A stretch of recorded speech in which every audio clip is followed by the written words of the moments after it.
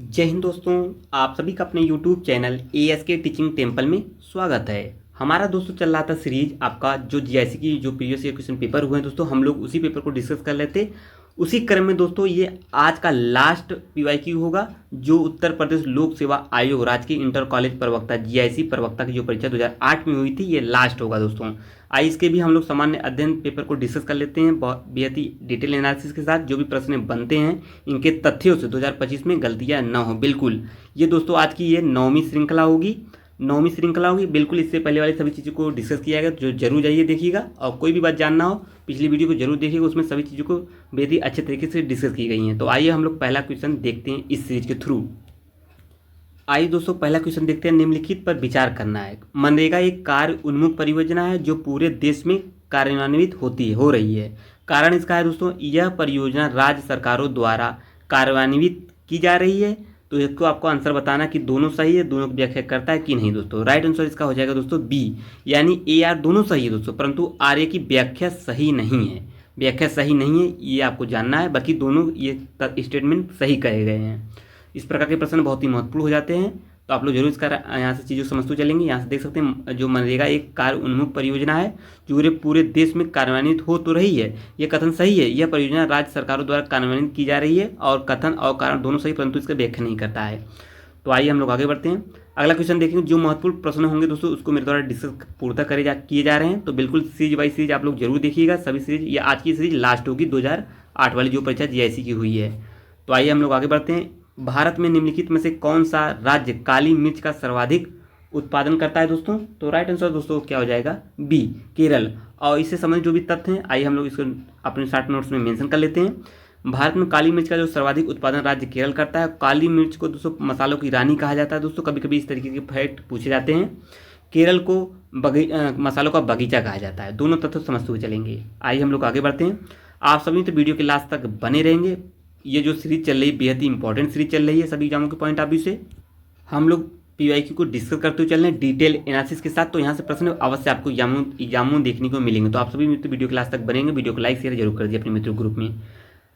आइए देखते हैं। सूची 1 एंड सूची 2 है दोस्तों। ये पुस्तक और किसके रचयिता कौन है हम लोग आइए देख लेते हैं। इसका यहाँ से देख लेते हैं किस तरीके से यह आंसर सही होगा। देखिए, मिडनाइट चिल्ड्रन ये सलमान रुश्दी की बहुत बार पूछा गया है।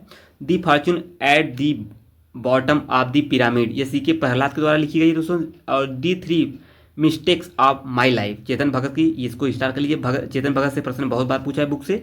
घर और अदालत ये लीला सेठ के द्वारा लिखी गई है। ये कुछ इंपॉर्टेंट हो गए तथ्य, इसे आप लोग शॉर्ट नोट्स में मेंशन करते हुए चलेंगे। आइए हम लोग आगे क्वेश्चन की तरफ बढ़ते हैं। अगला क्वेश्चन है, भारत के निम्नलिखित चार जो राज्य हैं अधिकतम नगरीय जनसंख्या रखने वाले स्थान पर हैं। निम्न में से आरोही क्रम में उनका कौन सा एक सही अनुक्रम है? तो कौन सा यह अनुक्रम है दोस्तों? Paschim Bangal, D is the right answer है। पश्चिम बंगाल, तमिलनाडु, उत्तर प्रदेश, महाराष्ट्र।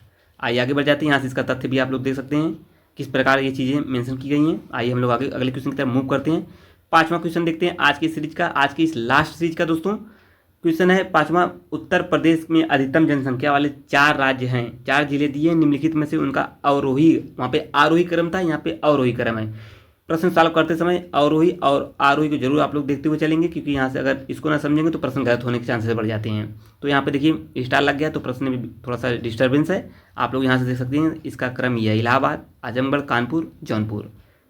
नेक्स्ट क्वेश्चन बनेगा, ये आपके सामने क्वेश्चन है, उत्तर प्रदेश में 4 जिले जिनमें जनसंख्या घनत्व तो अधिकतम है का आरोही क्रम आपको बताना है। यहाँ पे आप लोग इसका भी डिस्टर्ब वाला प्रश्न यहाँ से देख सकते हैं इसका राइट आंसर क्या होगा।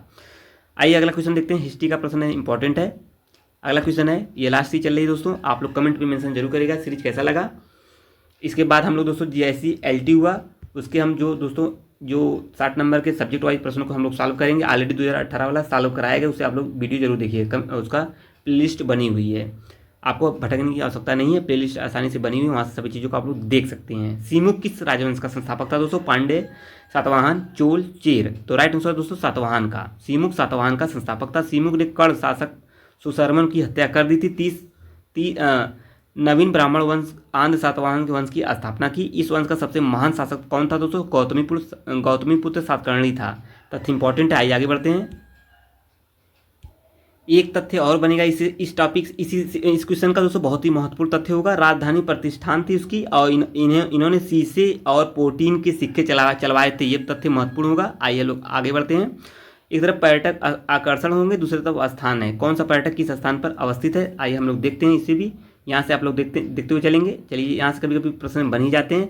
कबीर की समाधि कहाँ पर थी दोस्तों, ये आपकी मगहर बस्ती में है। सलीम चिश्ती की दरगाह फतेहपुर सीकरी में है। गोविंद देव सागर, वृंदावन, बौद्ध स्तूप कुशीनगर है। तो इस हिसाब से राइट आंसर दोस्तों बी।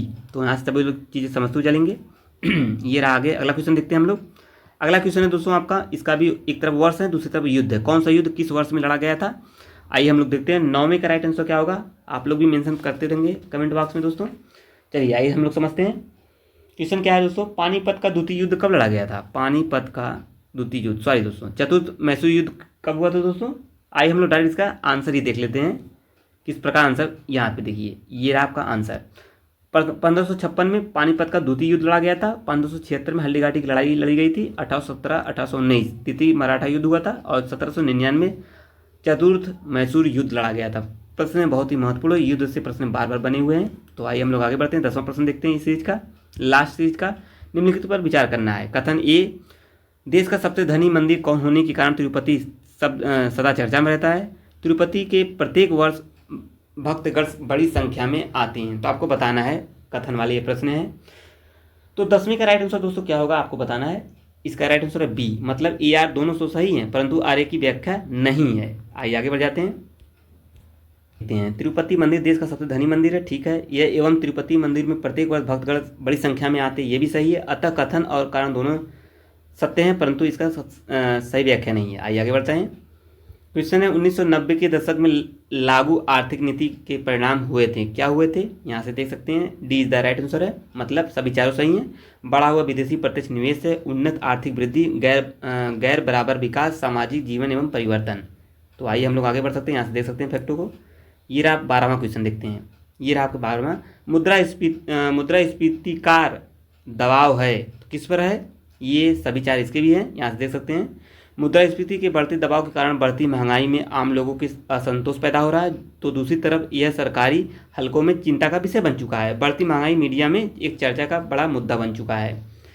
आइए आगे बढ़ते हैं। 13वां प्रश्न देखते हैं आज की सीरीज का, आज की सीरीज के लास्ट सीरीज का। एक तरफ नृत्य होंगे और दूसरी तरफ माने हुए कलाकार, मतलब कौन से कलाकार किस नृत्य से संबंधित हैं, यह प्रश्न पूछा गया है 13वें में। तो आइए हम लोग देख लेते हैं। 13वां सॉल्व करते हैं। कथकली किससे संबंधित है दोस्तों, तो इसका राइट आंसर हो जाएगा कृष्ण नायर से। डी इसका डी वाला है।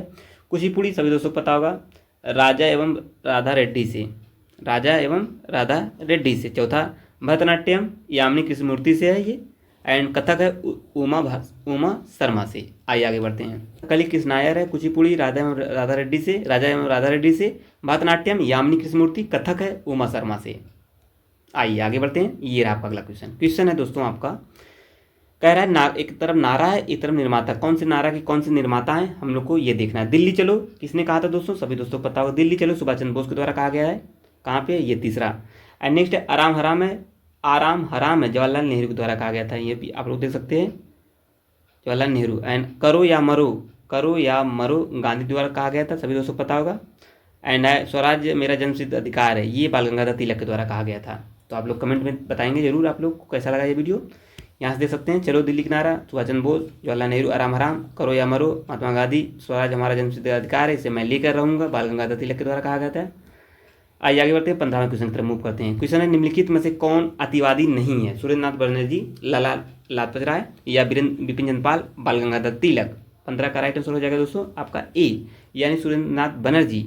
यहाँ से देख सकते हैं आपका सुरेंद्रनाथ बनर्जी 1876 में आनंद मोहन बोस के साथ मिलकर कौन सी संस्था की स्थापना किए थे। संस्था से प्रश्न बहुत बार पूछ रहे हैं, जैसा कि आप लोग पेट में, अगर आप लोग पेट का पेपर दिए होंगे यूपी टीपीएससी पेट एग्जाम का, तो बिल्कुल आप लोग जान रहे होंगे इस प्रश्नों को। तो राइट आंसर है दोस्तों सुरेंद्रनाथ बनर्जी इंडियन एसोसिएशन नामक संस्था की स्थापना किए थे। आइए आगे बढ़ते हैं। अगला क्वेश्चन है दोस्तों, भारत के राष्ट्रपति के निर्वाचन के लिए निर्वाचक मंडल में सम्मिलित होते हैं, कौन कौन से निर्वाचक मंडल में सम्मिलित होते हैं दोस्तों। तो 16 का राइट आंसर हो जाएगा दोस्तों बी आपका, मतलब 1 2 3 सही है। संसद के दोनों सदनों के निर्वाचित सदस्य होते हैं, ये भी प्रश्न बना हुआ है इसके पिछले वाले पेपर सेट में, इस पर हम लोग डिस्कस किए हैं ऑलरेडी। तो पुरानी वाली वीडियो जरूर देखिएगा, जो इससे पहले जो 8 ऑलरेडी चैनल पर अपलोड है 8 सीरीज, तो बिल्कुल आप लोग देखिएगा। ये आज की लास्ट सीरीज होगी। राज्यों के विधानसभाओं के निर्वाचित सदस्य, राज्यों और पुडुचेरी संघीय क्षेत्रों के जो विधानसभाओं के निर्वाचित सदस्य हैं ये भी भाग लेते हैं। आइए आगे बढ़ते हैं हम लोग, इसका तथ्य समझते हैं। संविधान के अनुच्छेद 55 में राष्ट्रपति के निर्वाचन मंडल का प्रावधान किया गया है। यहाँ से हम लोग अभी जिस पर डिस्कस किए हैं यहाँ पे देख सकते हैं। 17वें संविधान संशोधन अधिनियम 1992 के तहत दिल्ली पुदुचेरी संघीय क्षेत्रों की विधानसभाओं में निर्वाचित सदस्य भाग लेने का ये नियम जुड़ा गया था। ये इंपॉर्टेंट है।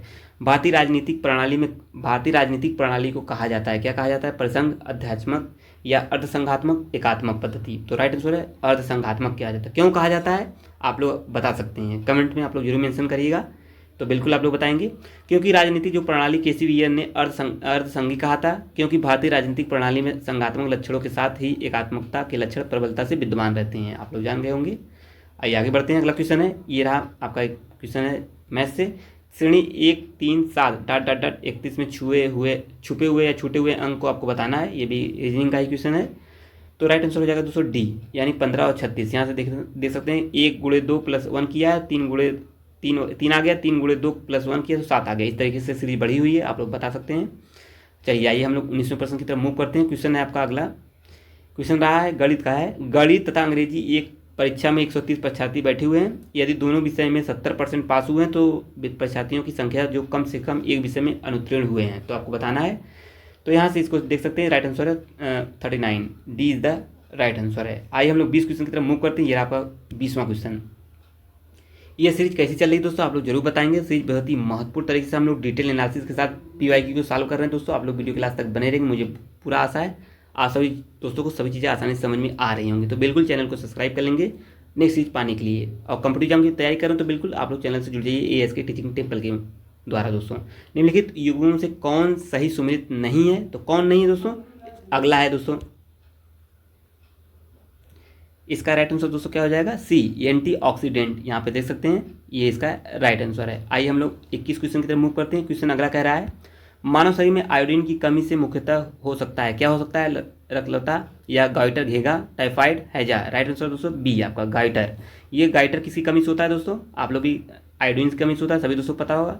आयरन, लोहा की कमी से कौन सा रोग होता है? यहाँ से देखें, दूषित जल से कौन सा रोग होता है दोस्तों? टाइफाइड एवं हैजा बीमारी होती है। आइए हम लोग आगे क्वेश्चन की तरफ बढ़ते हैं।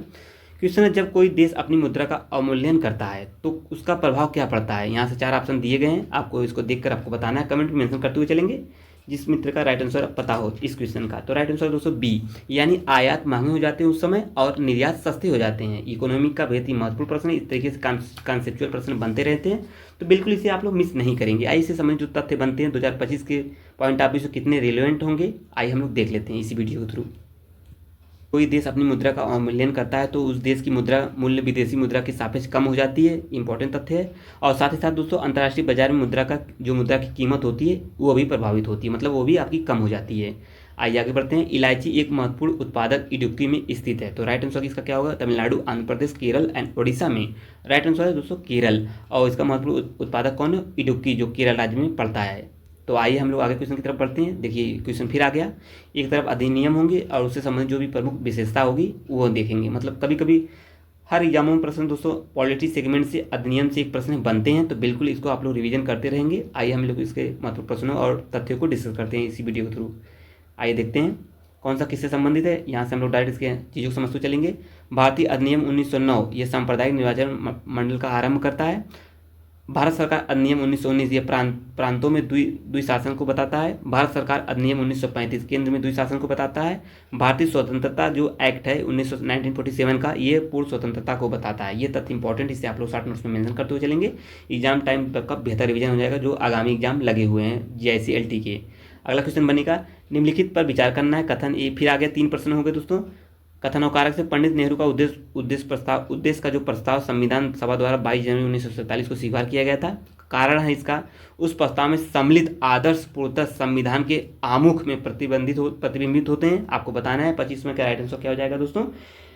तो आपको बताइए 25 का राइट आंसर ए, यानी कह सकते हैं दोस्तों आप लोग इसका राइट आंसर ए है, यानी ए और आर दोनों सही हैं, परंतु आर ए की सही व्याख्या करता है दोस्तों। क्यों करता है? आप लोग इसका तथ्य आप लोग पढ़े होंगे तो बिल्कुल आप लोग बता सकते हैं। तो आइए आगे बढ़ते हैं, हम इसके तथ्यों को भी हम लोग समझ लेते हैं।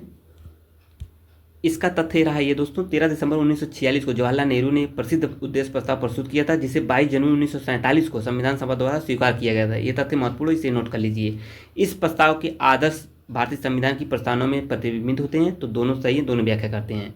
जो मेरे द्वारा दोस्तों तथ्य को डिस्कस किया जा रहा है बहुत ही शानदार तरीके से, तो बिल्कुल आप लोग उस पर विशेष ध्यान में रखिए, उसे आप लोग शॉर्ट नोट्स में मेंशन करते हुए चलेंगे।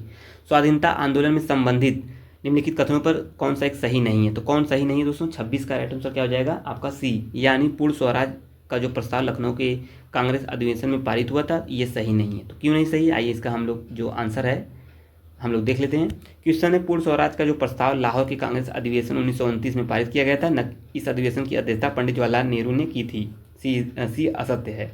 एक दलीय शासन प्रावधान करता है किसका?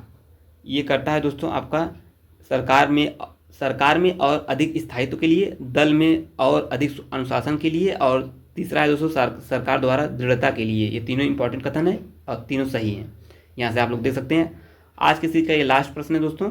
2008 में जो क्वेश्चन जीआईसी के ये प्रीवियस क्वेश्चन पेपर हुआ था, यानी परीक्षा हुई थी, उसमें 28 प्रश्न ही बने थे। आइए देखते हैं आगे। इसका राइट आंसर क्या हो जाएगा? भारत बोला है, आपको बताना है कौन से एक लोकतांत्रिक राज्य है, या एक प्रतिनिधित्व लोकतंत्र है, एक लोकतांत्रिक समाज है, या समाजवाद में बधा हुआ है, तो आपको बताना है। तो राइट आंसर सभी चारों हैं, सभी चारों इसमें राइट आंसर। यहाँ से आप लोग देख सकते हैं किस प्रकार के हैं ये रहे। ये आज की सीरीज का लास्ट सीरीज था दोस्तों। आज का जो हम लोग जीआईसी के जो एग्जाम हुए दोस्तों, प्रीवियस ईयर क्वेश्चन पेपर को हम लोग सॉल्व कर रहे थे बेहद ही शानदार तरीके से, डिटेल एनालिसिस के साथ, ताकि जो प्रश्न अगले जो 2025 में संभावित डेट है, या दोस्तों जो एग्जाम होना है, अभी तो डेट मेंशन नहीं किया गया है, तो उसमें जो भी प्रश्न बने तो यहाँ से गलतियाँ ना हो। तो बिल्कुल आप लोग कमेंट बॉक्स में बताएंगे आज का सेशन कैसा लगा लास्ट। अब मिलेंगे जो LT का जो सब्जेक्ट वाइज परीक्षा है उसमें। नेक्स्ट सीरीज पाने के लिए चैनल को जरूर सब्सक्राइब कर लेंगे। जय हिंद दोस्तों, थैंक यू।